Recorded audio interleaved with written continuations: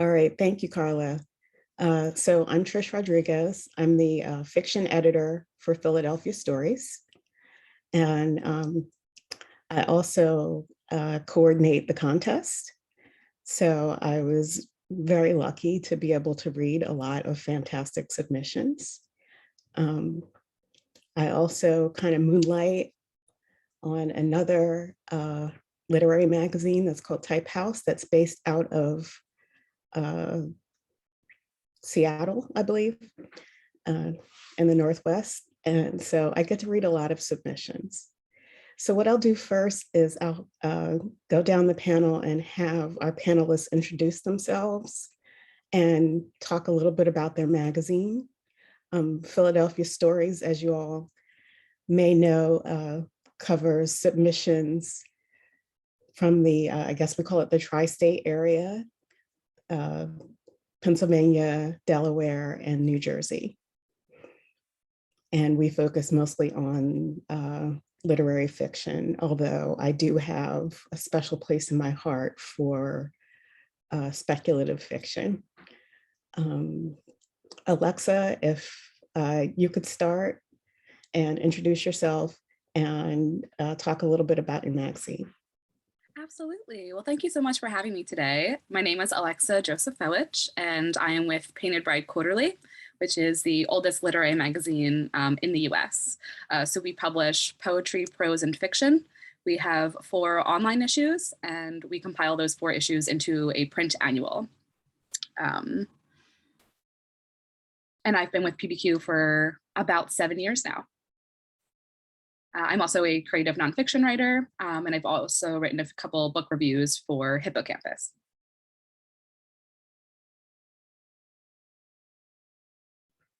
Athena.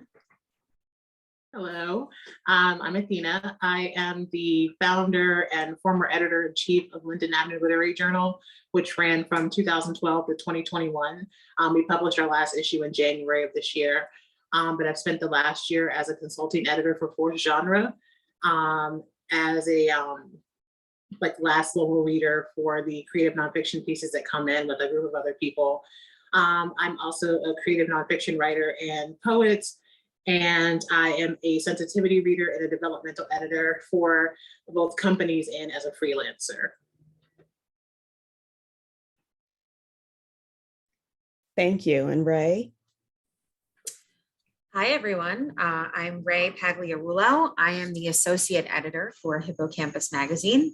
I'm responsible for all of the magazine's flash submissions. So I and my partner, Donna, work on everything. I think about submissions under 800 words, and she thinks about submissions over 800 words. We publish 6 issues a year. We are focused completely on creative nonfiction and memoir only, which no offense to other genres, but it's like the best. We also publish 2 columns, one about craft and one about the writing life.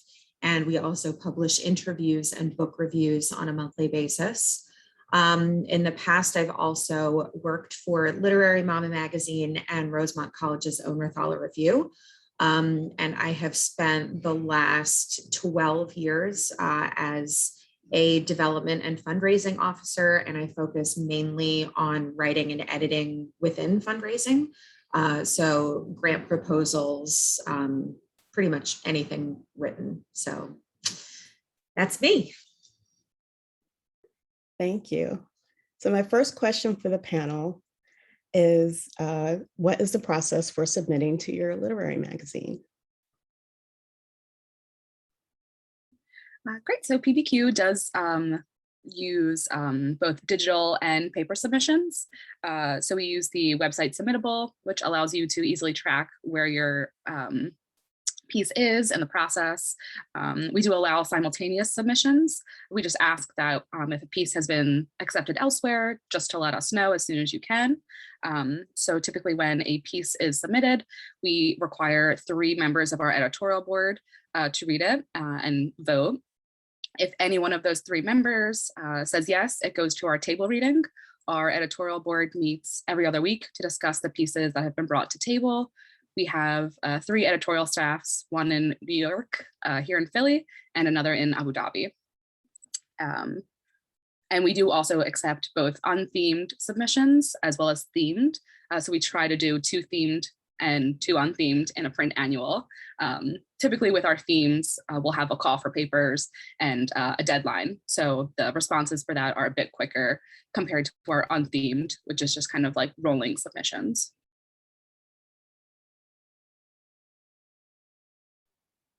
I will speak just in reference to my current work with fourth genre, since Linden has kind of shuttered its doors.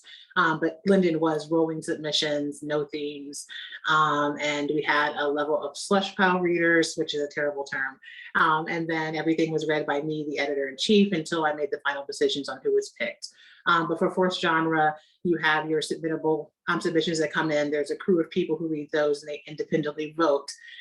If there is a tie or too close of a decision, it goes to the consulting editors, and there's a group of us who then look at it and we make a decision, yes or no, with comments.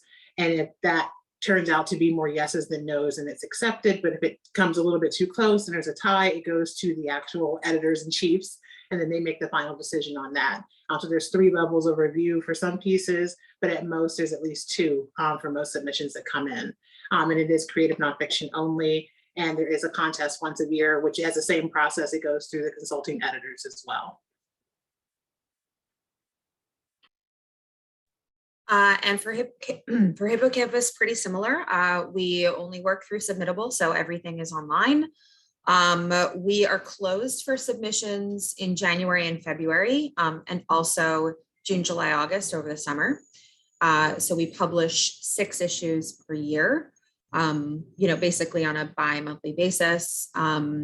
We read everything in order as it comes in, so everything chronologically, which means that we do normally have around a 4-month turnaround from the time that you submit something to the time that we're going to put eyes on it. And basically the way it works is that, similar to what Alexa and Athena were saying, we have a team of readers who take the first pass and essentially vote up or down and make really thoughtful comments. We also have associate editors or assistant editors who are sort of the second line of defense in making decisions. And then it goes to our editors, which is essentially me and Donna, to make final decision. And normally we accept probably around 10 pieces per issue. And we pay all contributors a $40 honorarium for published pieces.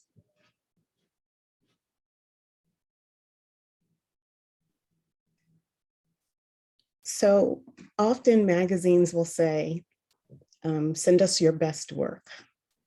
So what does that mean? What are you looking for in a piece that you want to submit, you want to publish? It's always an interesting question. Our team is very democratic, so it doesn't matter how long you've been there. Your vote is as equal to someone who's been there for 10 years. So if we have themed submissions, we are kind of looking either how closely you follow the call or perhaps like how it still fits in within that while challenging it. Unthemed, it definitely gets a bit harder. And because our staff is so varied, I think it's also just depends on the reader. I know when I'm reading, I'm always trying to look for like the language. How is the narrator? Should I trust them? Should I not? Is it like novel or new? Is it like, how is it pushing a boundary in some way? Or am I enjoying it while it's being read? Because we try to read all of our pieces aloud during our table meeting. And I think just hearing, you do so much reading by yourself that when you get to actually like see other people, even through Zoom, you're like, oh, I didn't think of a poem that way. Or I'm really always interested in hearing what lines other people and other readers enjoy. So I think as long as the writer's having fun, I will have fun. I'm very much looking at pieces that I read that I enjoy, that I end up accepting or voting yes on through a couple of lenses. First is clarity of language. I know that sometimes when we get to the publishing world, we know what works and we know what is like deemed important. but I'm looking at whether or not your language fits the subject matter you're talking about. And if it's not, it's being done in a very interesting and new way. So if you're writing something very informal, but you're writing it like in a dictionary type format, does it work that way? Or are you just kind of mimicking what you think we want to see? I look as well to see if you're paying attention to where you're submitting, meaning it could be a very, very good piece, but if you're writing about the modern trappings of Philadelphia life and the journal you're submitting to is about nature, the work itself can be very good, but it doesn't fit where you're sending it. I'm also looking at whether or not you're writing in an echo chamber, meaning that you're writing for other writers only, or if you're writing for a wider audience, because writers support each other, but we want to bring in people who are not within the same echo chamber that we're in. So are you writing something that's accessible, or are you trying to, in some ways, be elitist with your writing because it deems it to be more important? And I'm also one of the people, I read everything that I do aloud, and I want to hear like the disposition of pauses, whether or not you're looking at your language in almost a poetic sense, or you using the same word over and over again, and just the construction of it and how it fits with what you're writing about. I just want to say I always read my own stuff aloud, but I'm totally stealing the idea from Athena and Alexa to read submissions out loud. I think that's a fabulous idea, because it really does illuminate a lot about like the sonics of the work. You know, at Hippocampus, we legitimately just want true stories that are rooted in universal human truth. That is essentially the long and short of it. We try to really lift up diverse voices and perspectives because, as we all know, nothing hasn't been said. No story about anything that has ever happened in your life has ever not been talked about by someone else. You know, the situation has already happened to a million people before it happened to you. What we want to know is, why do we need to hear it from you? And why do we need to hear it from you now? You know, so what is the angle? If you are going to talk to me about something that lots of other people have written about, which we all are, there has to be something there that either endears me to the situation in a unique way or endears me to the narrator in a unique way. You know, and so I do look as much as possible, you know, given that we're reading anonymously, to whether or not we're seeing a perspective that's outside of the dominant culture, especially because we know that creative nonfiction is overwhelmingly dominated by the voices of white women, white cis women. So we really do try to think about, are we making sure that the voices that we're amplifying are voices that people need to hear and that are outside of that overwhelmingly dominant culture? And I think too, I was thinking about this, and there's kind of three things that are incredibly hard to measure, but also super important. And it's urgency, relevance, and perspective. And those are three things that you ultimately can't, you know, you can't hold them in your hand, you can't measure them, you can't test for them, there's no rubric. But those are three elements in a piece of work that I think will make us look twice, that will make us keep coming back to it, that will make us say, oh, I read this on Monday, and on Friday, I'm still thinking about it. You know, there's a sense of urgency, as in the narrator needs to tell me this now, and I understand why they need to tell me this. Relevance, in the case of, as Athena said, you're not in the echo chamber. You understand how what you are saying is contributing to a wider conversation around whatever it is you're writing about.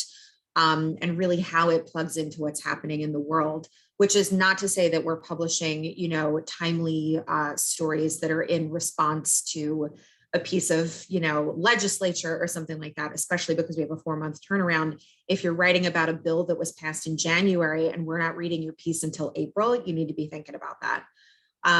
So relevance in a wider understanding, and then perspective. You know, there can be 100 million stories about your parent who is diagnosed with cancer, but you only have your perspective. And we really want to hear and see your unique perspective coming through with that. Thank you. So what do you wish you could tell submitters?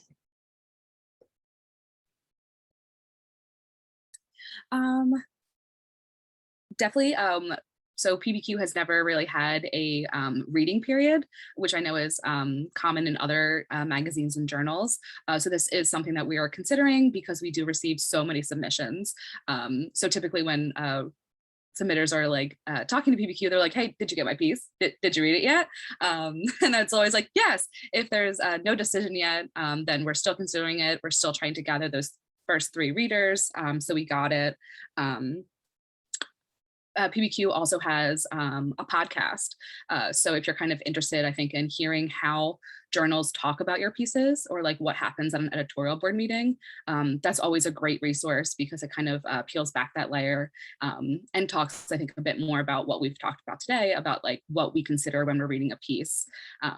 And also on the podcast, when they read the pieces, it's a live vote that has not been pre-discussed. So you get to kind of see in real time whether the piece is accepted in the journal or not. But also when I'm reading certain poems and I'm like, this is really good, I can see where it's going, but perhaps this isn't like the best draft yet. I always want to like tell the submitter, being like, just keep working. Like, I think you're really great. You're a great writer. And I'm always like, when we have to like reject pieces, sometimes I'm like, I hope you work on it and it finds like its best home. So like, definitely like, don't be afraid to share your work with others. Find a writing group maybe. That has definitely worked for me personally, and just kind of always be working on your pieces and getting feedback. I think there's never a downside to that. I would say first is don't self-reject your pieces. People sometimes get very intimidated by the process of submitting to journals, especially when you're thinking about cover letters and whether or not you've read enough back issues of the place. Of course, you won't have an idea of where you're submitting, but there's somebody waiting to read something. And if you're really confident and you think it's a good fit and you think that it's possible for them to like it, send it. The absolute worst thing that's going to happen is they're going to send you a stock rejection that says no. The absolute best thing that's going to happen is they're going to say yes. And in the middle line of that is they're going to send you a personalized rejection and tell you to resubmit it later or something like that. So it's terrible. I'm a writer too, and I know rejection hurts, but it's okay. It will find a home. It can always be reworked. Also give yourself the same kind of grace like with those rejections, but on the other side, give the people reading your work grace. A lot of people that work for literary magazines are doing it on a voluntary basis. They're not making any money. They may be losing money. And they might want to get back to you in 3 or 4 months, but life happens and sometimes it might be extended a little bit. Don't take it personally.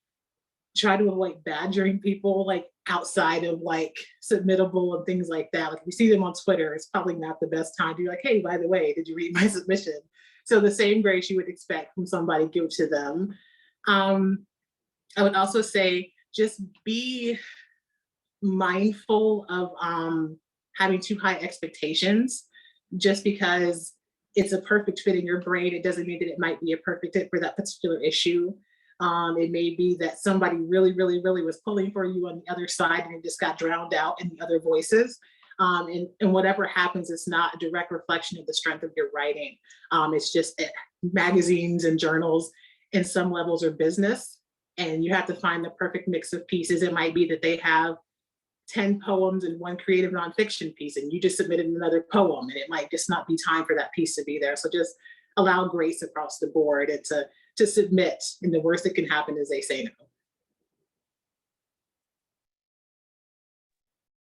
Yeah, I have 3 things that are definitely dovetailing off of what Alexa and Athena just shared. The first thing that I would say to submitters is before you submit, ask yourself why you are submitting this piece of work. If the answer is because it happened, you are not done. You're not done the work. Like, you got to go back. There's more to do. Just because it happened does not mean that it's ready to be out there, especially when we're looking at creative nonfiction. Just because it's true, that's your bare minimum. There needs to be a bigger why. The second thing that I would say, which is similar to what Athena shared, is really 9 times out of 10 rejection isn't about you. It's about balance. It's about timing. It's about, thematic cohesion. And for us at Hippocampus, it's also about how far your piece is from ready. In terms of declining, we have different levels of declining messages, and we definitely encourage people to read our decline messages critically, because we are telling you one of three things when we send you a decline message. One is, no, this piece isn't ready. The second one is, no, we hope you work on it and send it back to us after you do. And you should really listen when we say that. And number three is, no, you need to work on it and good luck finding a home. So those are kind of the three levels of no, and we really mean it when we say those three levels. There are a lot of people who are invited to revise and resubmit at a later date using a special link, and I never see their name in the queue again. So I would say take the invitation to revise and resubmit seriously. You might get a decline letter that says, we'd love to see something else from you in the future. That doesn't mean rewrite this piece and send it back to me and say, can I? That means come back. We love your voice. We love where you're going with this. We love your perspective. There's, for whatever reason on the 93 reasons that we have to say no to something, it's not going to work for now. But we will be really clear and say, we like this. We want you to work on it. And here's a link, and I want to see the next draft. So definitely take that seriously. The last thing that I would want to say is kind of a contradiction, so I apologize in advance. I was trying to figure out how to articulate this, but I think that two things about writing are inherently true, and I find myself thinking about them a lot as I go through the queue, which is, number one, all writing is iterative, right? Even people who have written New York Times bestsellers look in their books and go, oh, God, I wish I would have changed that. Like, it's iterative, like it's a living, breathing thing. It will never be perfect, probably, And the second thing that is also simultaneously true is that your voice is like, it has integrity and you should stand behind it. So a lot of times a literary magazine may or may not, when they go to accept a piece, want to work on it with you. I am personally the kind of editor where we'll go through at least one round of edits, because it's so uncommon for a piece to just be like, mwah, chef's kiss, perfect. So we'll do at least one little change.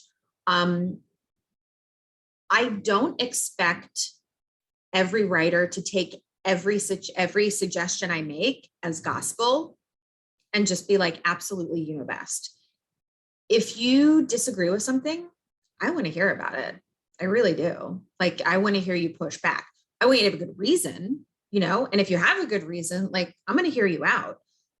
So it's this weird, you know what I mean? Like, it's a fuzzy middle place between, like, you need to be able to hear feedback, because everybody needs feedback, no matter how good they are. But also, if there are pieces that feel completely authentic to the way you're telling the story, and I, as an editor, am pushing on those pieces and that doesn't feel good, come at me. Don't lay down.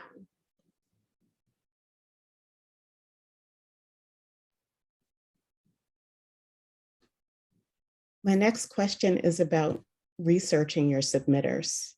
How much research do you all do on your writers, that once you've thought about accepting their piece or they're on the table?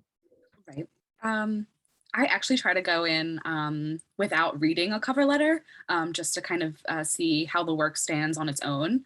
Of course, like, I am always up to research if it's like a topic I don't really understand, or the structure of the poem is perhaps something I'm not very familiar with, which are also great conversations to have in our editorial meetings, to be like, oh, like, I'd love to hear how other people are interpreting, or being like, this form is really great. And I'm like, oh, tell me more. But otherwise, at a certain point, I look at the cover letter just to see, like, where else have you been published? Kind of like, how did you get to PBQ at this point? But overall, not much. I genuinely don't pay attention to the cover letter until after I decide to accept someone. At most, if I open the submittable and I see the cover letter, the only thing that really truly gives me pause is if the cover letter is massively big. And that's because you've listed every single thing you've ever done. And that kind of turns me off because I'm more concerned about what you're submitting and the strength of it and how it fits and why you think that we would love it versus like you have 22 million publications. When I was running Linden, we published everything from an 80-year-old man who had never published before to a woman who had been nominated for a Pulitzer Prize. And I didn't care either way because both pieces I loved. So I generally don't pay attention to the cover letter until after we accept you, so I can look for bios and things like that, just to make sure I don't have to submit it, request it from you. And I don't think I've ever actually researched or done any kind of like background information on a writer itself. Like, just like Alexa said, if there's something that really interests me or you drop a topic into my lap and I'm like, oh goodness, I didn't know about that, I'm gonna go research that. But in terms of the writer themselves, I'm more interested in the work that you're submitting to us and whether or not it's strong enough for us to accept it. Yeah, I would say in terms of researching the writer or the submitter, precisely zero. The work should really stand on its own. Frankly, it doesn't matter. I will say a good rule of thumb is don't be an asshole. That's probably a good thing. I know, Athena, that you said you're a sensitivity reader, and at Hippocampus, we don't technically have sensitivity readers, but we do have a really, really diverse group of people who are reading. And so I make sure that on my reading team, I have people of color, I have queer people, I have neurodivergent people. And so if we read something and one of those people says, ooh, ow, no, I go, okay, then that's something that we really need to think about. So that's to say, I'm not looking at that person's identity. I'm looking at how they are talking about a specific issue. And if that issue is thorny for somebody who identifies with a certain identity or way of life or whatever, then that's going to be an issue. But again, the work really needs to stand on its own.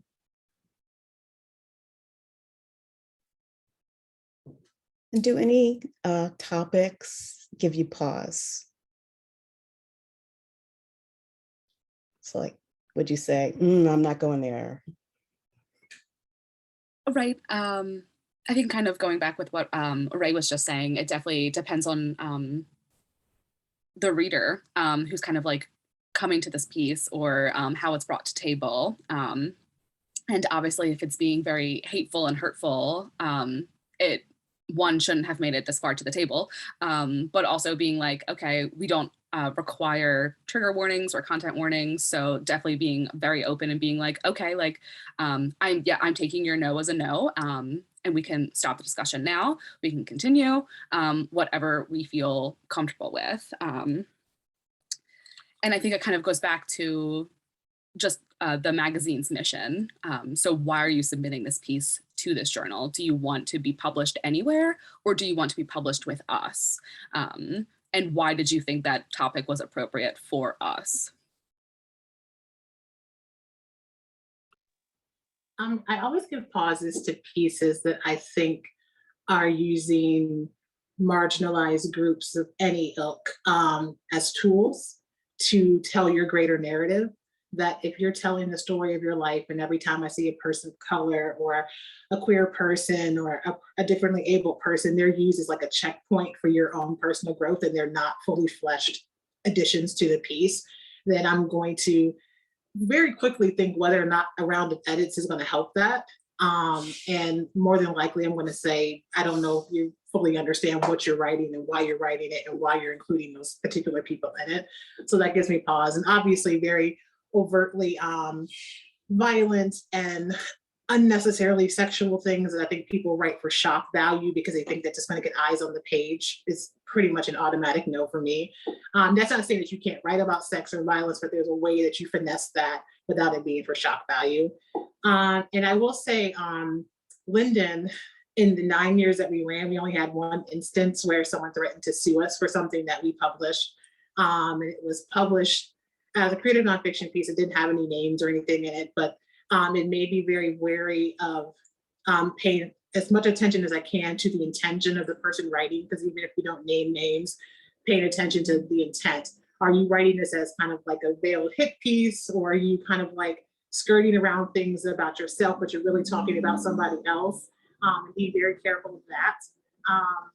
But yeah, anything overtly offensive, anything that I feel like you have bad intentions and it's revenge is a no, because it's not just you you're writing about. There's ripple effects to what you write, not only for the journal, but for the people that you're including in the story. Yeah, pretty much, everything that Alexa and Athena just said. If you are going to present a story that is provocatively written, it's graphic, it's whatever, I need to understand the why. I need to know why. Why are we doing this? If like Athena said, there has to be a reason behind it. And the reason can't be, I'm going to get you, or like, you're going to be sorry, because guess what? We'll smell it. We'll smell it from a mile away. There needs to be an intention behind it of, I need to tell this story because nobody's talking about this, or because people don't listen to people like me when things like this happen, or whatever the thing is. But it's so hard to pin down. And also, if it's missing, it is so easy to see when it's missing. I think Alexa and Athena, you can agree, like it's the most difficult thing to explain to someone, but if it isn't there, we know it. Like, it's so clear. So I think there needs to be a conversation with yourself when you're talking about that. We have one reader on our team who's very clear. She's like, I don't like pet stories. I've never had a dog. And if somebody wants to write about a dog or their cat or their parakeet, like, I don't get it. But that's why I have a team of 16 people who are reading, because it can't just be, this is about my dog Spot. I had him and he died. It's like, this is about my dog Spot and how I learned to trust people again after my stepfather died. Like, what's the thing? I will overquote Vivian Gornick until the day I die. You've told me the situation, but what's the story? Why am I reading this? Why is this important? What happened is usually the least interesting thing to me. Right, I would say there's a amount of like trusting your gut, like you trust your gut as a writer. And when you're reading as a reader or an editor, you're also like, I can't pinpoint the why, but something in it is just telling me. Yeah. Yeah, this is why, like, there are some times when we reject things and people are pissed and they take it very personally and they're like, what's so wrong with me? And it's like, I can't, like, there's often not an answer to that question. And the reason is that publishing in all of its forms is super subjective and super imperfect, right? Like, I and Athena and Alexa, we all have blind spots and we're all humans and we're all completely fallible. And none of us are the final word on anything except for our little tiny corner of the world.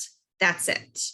So nothing, like, we are not the final word in any way, And so if we say no thanks, we're not saying you suck, stop writing. It's more just like, there's a million super amorphous reasons why I can't take this, or I've just read too many things about cancer or your favorite dog or what. Like, there's so many things that go into that.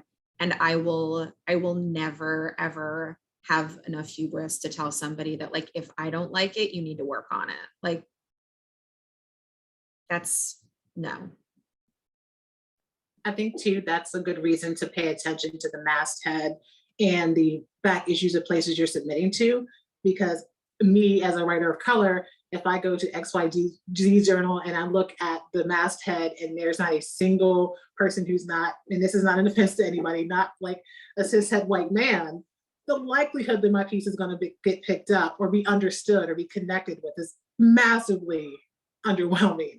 So even with my journal, when I was running Linden for the 9 years that we ran, we were fully staffed by Black women, but we were of different ages, different educational backgrounds, different parts of the country. Some of us were queer, some of us were married, some of us had children, some of us, like me, were divorced. And we were like a wide swath of Black women. And there were times when I was like, I don't like this. And I'm the founder of the magazine. And they're like, so the rest of us like it. I'm like, and you have to be able to, as an editor or whatever level of position you have in a journal, be able to say, okay, I am wrong in this. I might be having a really, really bad day. And other people like this and they see value in it. So they're going to override you. And if you ever get into a situation where you're submitting somewhere and you see that there's one lasting voice and there's only one person making all of the decisions, run. Because the likelihood you're going to get picked up is slim to none, because they have a very singular voice. And if it doesn't fit exactly, they're not going to pick you.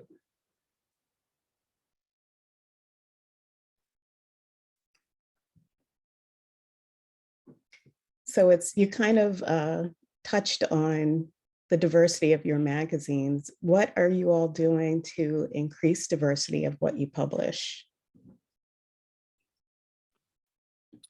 Absolutely. In the past, like year or so, especially with the transition of the pandemic, we've been trying to reconnect with our mission and being like, we're based in Philadelphia.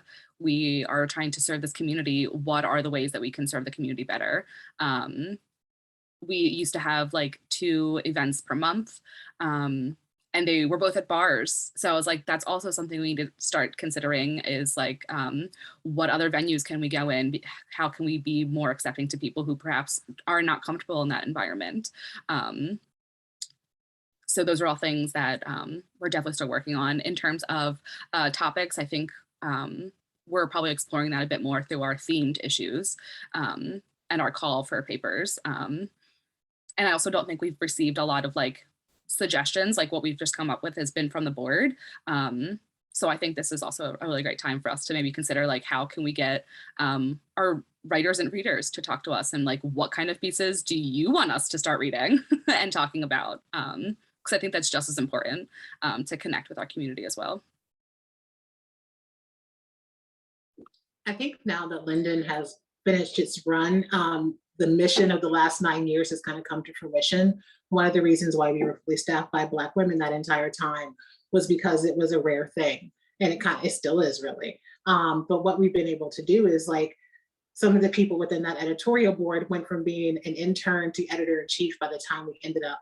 And now that we've split, one of us has gone on to be in an editorial position at Shenandoah. Another one of us has gone to be in an editorial position at other places. So now they all have these younger Black editors who have several years of experience are now moving into these mastheads and these organizations that are now trying to diversify, and they're coming in with the experience they may not have gotten before. So it's kind of like our way of working in diversity into the industry from the inside out, almost like a boot camp in a way. And then myself going from being the founder, now moving into editorial work for a larger company as a desensitivity reader, and then moving into being a consulting editor for Forest Genre and trying to help diversify in those ways. So coming in with these experiences has kind of helped at a bare minimum to get a few of us on the board. I spend a lot of time thinking about, there's like a chicken and egg kind of conversation between diversity and equity for me. Equity is the groundwork that you lay to make sure that people of all identities can succeed, and diversity is a symptom of equity, right? Like, diversity shouldn't be the goal, equity should be the goal, and diversity is something that comes out of that. The truth of the matter is, which I said earlier, that for a very long time, creative nonfiction as a genre has been completely dominated by the voices of white cis hetero women. It's difficult, like Athena said, when you look at the masthead of a literary magazine and you see a lot of white faces looking back at you, to think, this is someplace where I'm going to submit and be heard. This is someplace I want to be a part of. It's like changing the direction of a yacht. It takes a long time and it happens incrementally. For me, there was a real concerted effort to put it out there and say, this is my identity, you know, I'm a white cis, you know. The Silly Challenge, the fact that there's a hashtag on that kind of tells you that that's something that. Oh, okay, there we go. I wanted to be really clear with people about my identity and say, listen, I got enough people like me going on here. I need a different voice. I need, you know, a different perspective. And I was really careful, and it was kind of difficult when I was building my reading team because there were a lot of really qualified, wonderful white cis women who wanted to be a part of it. And I thought, if I'm going to have 16 readers, I don't want 16 people like me. That doesn't help anybody. But like I said, it's a chicken and egg thing. If writers of color are looking at our masthead and they see a bunch of white faces, they might say, I don't want to be a part of that. And that's okay. You know, so it's a really kind of difficult thing to do. And I think it's something that we could always be doing better. There will always be a way to do better that we're just not doing. You know, and similar to what we said before, it's an all volunteer staff, you know, it's a really hard thing. It's a really necessary thing. And I will always have blind spots, and I will always need people who are different than me to say, hey, there is something that you are not seeing. You know, my understanding is that, especially in the literary world and especially in my professional life, we can't, you know, white people can't depend on people of color to be doing the work. We just can't. There's too much to do as white people. So there's a lot that can be done, and there's a lot that should be done. But we can always be doing better. And if somebody thinks, hey, there's something that you're not doing that I really think you need to be doing, I want to hear that.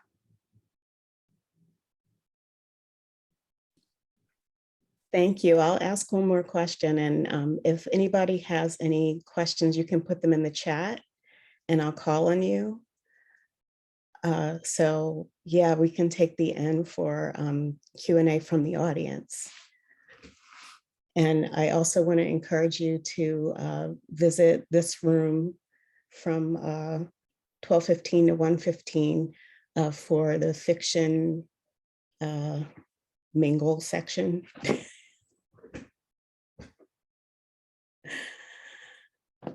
So my last question for you all is about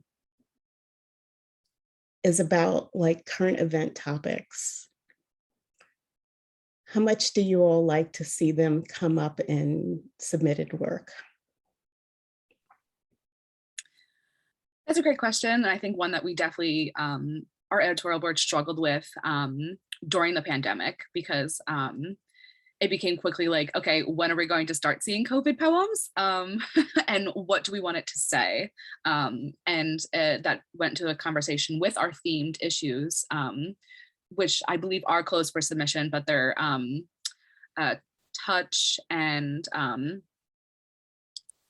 another like the opposite of kind of like touch, or, you know, so we're trying to think of how can we distill this topic down in a different way, because if you do get a lot of also during the pandemic, very sad poems being like, oh yes, someone died, and you're like, do I want to read about this while I'm also living it? And what do you have to say about it?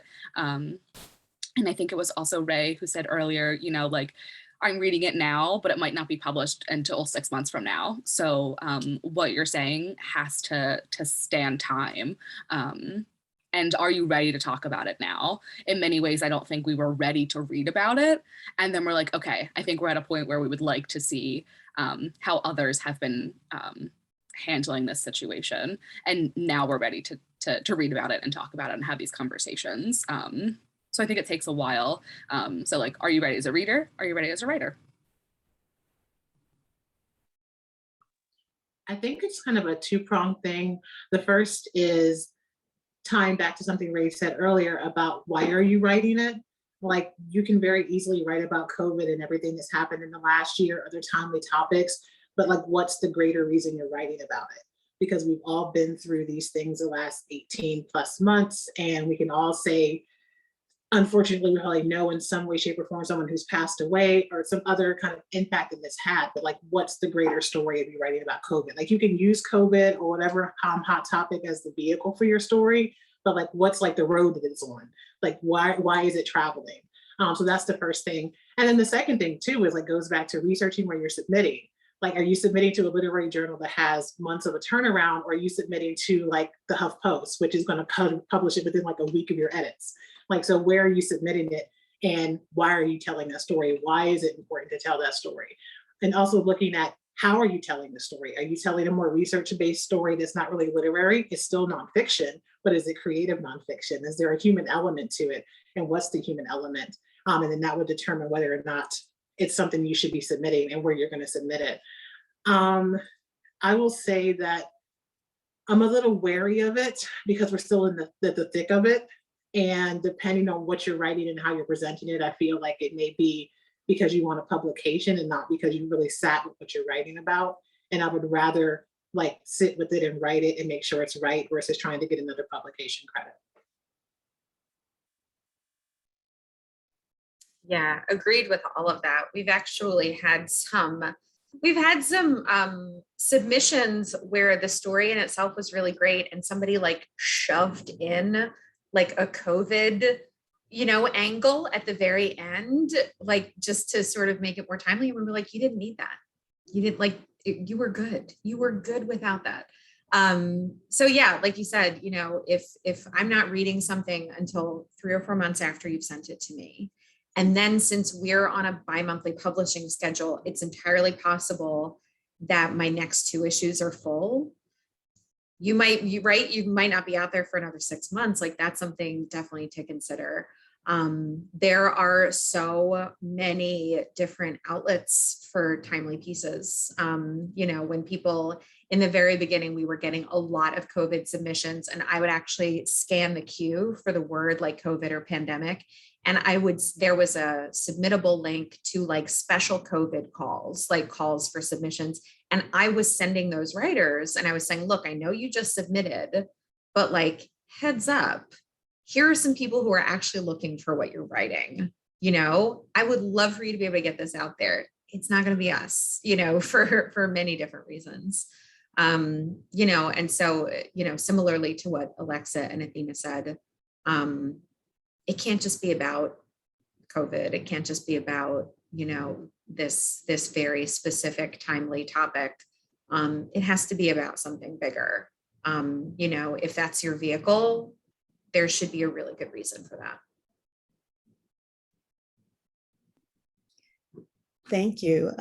Rosie, can you unmute yourself and ask your question?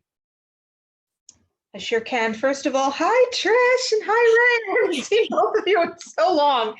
I feel like I've been hiding in the shadows here, but so here's my question.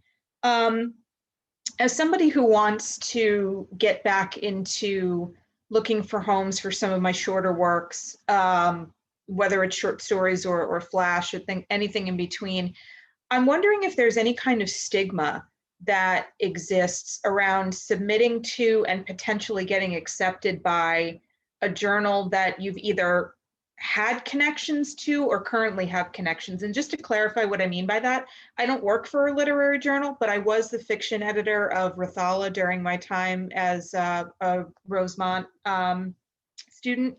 And obviously, Trish, I know you, I know Philadelphia Stories. And so if I were to submit to places like that, I know there's no guarantee I'd get accepted, obviously, but how would something like that look on a resume or look to an agent? Is there some kind of stigma to where I should avoid journals that I have those connections to, or is it okay to try and submit to them and potentially get accepted to them? If I could speak first, I'll just say, in a city like Philadelphia, how in God's name do you intend on avoiding that? Like, we all know each other, it's so unlikely that you can reasonably avoid submitting to a magazine that you've had any connection to in the past, whether you know somebody or used to read for them or are friends with the, it's gonna happen. for my 2 cents, it's up to the magazine to come up with a fair evaluation strategy that makes sure that accepting that person's piece went through a totally unbiased situation. So for me personally, my readers, my team of 16 readers are more than welcome to submit, but I am not deciding whether to publish their work. I'm sending it over to another team of people who don't work with them every day, and they're making that decision. So that would just be like my 2 cents. Like I know so many people who have worked for Lit Mags, and I've volunteered for so many that like I actually don't think that you can avoid that. Right. Yeah, definitely thinking of the independent editorial process. If there was a way that you wanted to perhaps like be like, yes, I worked with this group at this time, and then I got published at a different time. So I like wasn't a part of that decision, or like there has been some grace. And I did have something else and I completely forgot. And I think, yeah, if you kind of instead wanted to maybe focus on like, I definitely knew that like my piece was supposed to be in this journal. Like I just felt like it really lined up with its values, its mission. If I remember the thing, I'll come back in.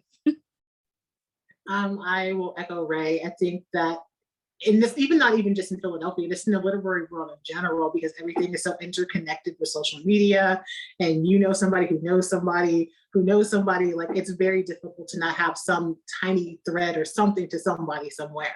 But I think if there's time between when you left and when you submit, it's like almost like leaving a job and like having to wait a certain amount of time before you work for a competitor. Like you can't like avoid it.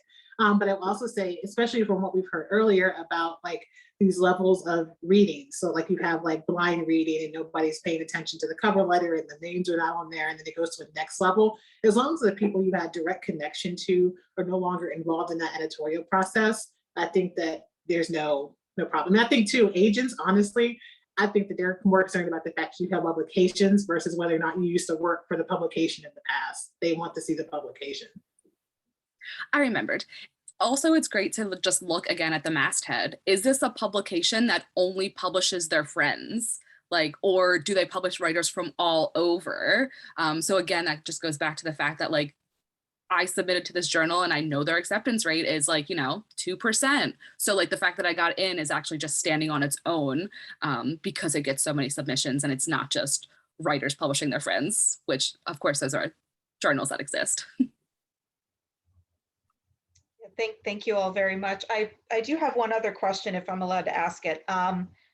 Earlier, you all were talking about pieces that give you pause, and sometimes in submissions, you might see either topics that you're sensitive to or the way that characters are portrayed. I know a lot of you touched upon that. I've run into a couple of situations in some works of mine that I'm looking to publish where I do have characters of color involved in the stories. And what I'm concerned about is that the way that those characters are being portrayed through completely unintentional means of my own are not as appropriate as they could be. And so what I'm worried about is whether or not any of you know of some kind of resource, whether it's a group or a certain person who might be good to talk to about how to respectfully engage with those characters in your writing. Because that's not something I've come across very often. Like I want to be able to ask people about it, but I don't know who to turn to. So I wasn't sure if anybody on the panel had any suggestions for that. Just as a person who does sensitivity reads, I think that one thing you said is very important. Like if they exist within the actual confines of what happened, and like the interactions between you are true, and they're fully fleshed people within those interactions, you could be a person of color and be a bad person. But like if that's all they are, I think that's where the slippery slope begins. So like in the confines of what happened between you and that particular person, they just happen to be a bad person or they did a bad thing. I think that comes off completely different than you having them there strictly to be like the foil. And I think that when people read the work, and if you have other people read it, either sensitivity reader, like a beta reader, that can be very easily pinned down. Like Rae said earlier, sometimes it's hard to explain when it's not working versus when it is. And like in that just general read can kind of get that off the table. If you want to email me and have questions, or that's perfectly fine, because I know that there are resources. I just can't think of them off the top of my head, but I can find out. And if not, I can just answer questions or look over something for you. But yeah, I think it always comes back to like the intent of why they're there. If they're there as actually fully fleshed people that had interactions with you and it fits within the confines of the narrative, then they're just people behaving badly or in whatever manner they may be behaving. But it's just whether or not they're tools for the furthering of the narrative that becomes the problem.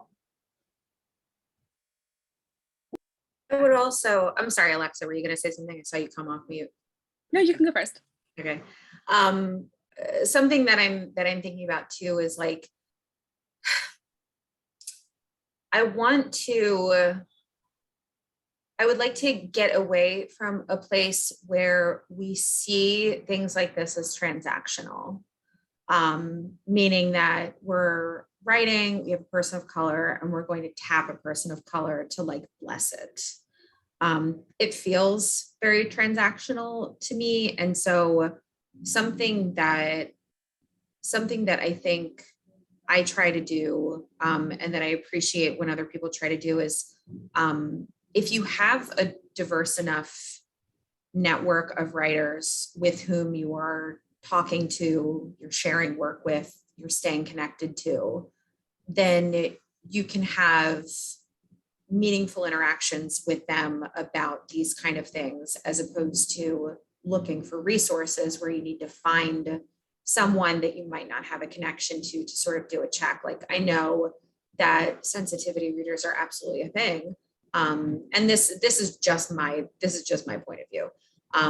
But I do think, you know, for me, in the time that, you know, back when going to conferences was a thing, you know, my goal for going to other places and meeting other writers was to make sure that the network of people that I sort of had around me when I was thinking about, I'm writing this, what do you think? You know, let's talk to each other, that there were enough different voices in that group, to where, you know, again, I wasn't in the Athena named echo chamber. And I know that that's something that you build over time. You know, it's something that you build over time. So I think on one hand, there's definitely a benefit to having folks out there who serve, you know, that kind of purpose and offer those kind of services. And I also think for me, it sort of triggers a bigger question of how do we diversify our networks to the point where we may not need those services. We talked a bit about how magazines and journals are run by people mostly on a voluntary basis. So for me, like what I do love is creating those connections and finding those communities. And I do feel lucky that I haven't had a bad writing group experience. So like my writing group, I've been able to kind of like share enough pieces where like they know my writing style, my tone, some of the mistakes I make. So they can easily pick that up, but also start to find great ways of challenging me. So I think obviously something like this where we can still connect and find new friends and new connections is great, because that's, I think, what being a writer is all about, is this sense of community and like, I have something I want to share. And I hope it is received just as well as I would like it to be. Thank you all very much. So I want to thank our panelists.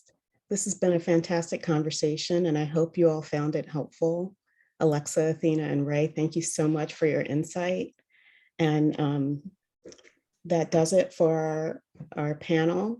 If anyone wants to hang out and chat, I know we talked a lot about creative nonfiction, but in this room, we're going to stay and talk more about fiction. So if anybody has any questions or wants to, I don't know, mingle, we'll see how that works out. You know, please hang around. Thanks a lot. Thanks, everybody.